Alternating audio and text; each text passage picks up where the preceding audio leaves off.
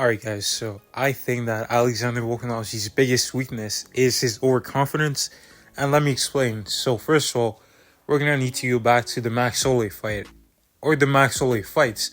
So what made Alexander Volkanovski so great, first of all, is the fact that he was kind of regarded as the underdog. He had a lot of humility. He was just that guy that was always getting better and improving because he wanted to prove to people that he was the best fighter in the world. And with Max Holloway, you could tell that he made significant changes to prove that he was the best.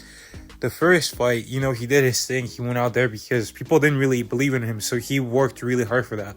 The second fight, he worked hard again, but Max Holloway made some adjustments, and a lot of people, which is similar to what happened to Volk, but a lot of people are saying that Max Holloway won the second fight. I personally thought that Max Holloway won the second Volkanovski fight, and Max Holloway started believing that himself. And then in the third fight, Max Holloway looked the same, but Volkanovski, since he was the underdog, and people were saying, oh, Max beat you last time, he's going to beat you this time, this and that. He went out there and he shut down Max Holloway completely.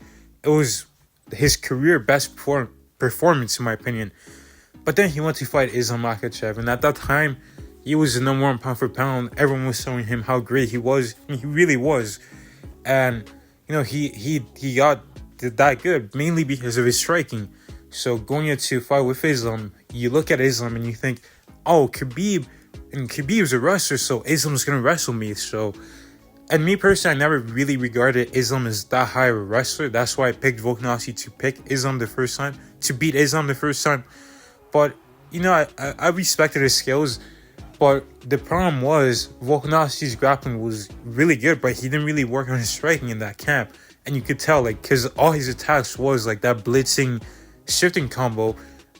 But with Max Holloway, you saw none of that. He was piecing him up with basic boxing fundamentals. He wasn't switching stances, overextending, or any of that stuff. But with Islam, he didn't really respect him. But then going into the second fight, everyone's telling him he won the fight. Watching live, I thought he won. All his teammates are saying that. Rewatching it, I thought Islam won, but his coaches are telling him that. His friends, everyone's telling him that. And rewatching it, you can make an argument for Islam 4-1 in my opinion, but I would say 3-2 Islam. But going into the second fight, Volk's how do you beat this guy? I know the plan to beat him, and I'm gonna do it again. And he said recently that he was drinking every day before he fought, before he got the call to fight Islam on 10 days notice.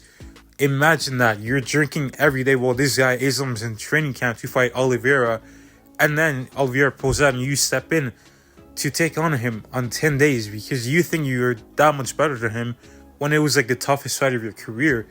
That is unbelievable to me. And it just shows that Volkanovski, in his chase for that validation of being the best fighter in the world, he let that get to his head a bit, and he started getting overconfident.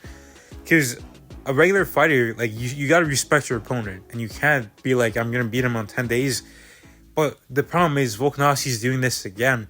He got knocked out less than 5 months ago by Islam Makhachev, and now he's taking on Ilia Topuria. Yes, he might be training hard. Yes, he might be taking Ilia seriously, but you gotta relax and let your body recover, because you gotta take your time to recover. You can't just think that you're gonna go out there and squash him when you just got knocked out not too long ago. I just think that Volkanovski's overconfident, and taking this fight so quickly after getting knocked out cold shows his overconfidence.